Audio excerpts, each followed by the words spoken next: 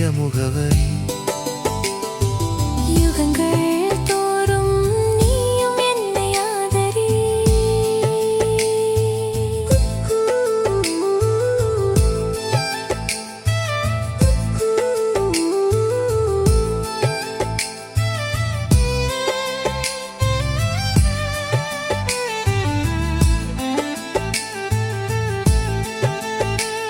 உன் தேகம் என் தேசம், உன் பாதம் என் நேசம், உன் பார்வை என் போர்வை, உன் வேர்வை என் தீர்வை. உன் காதல்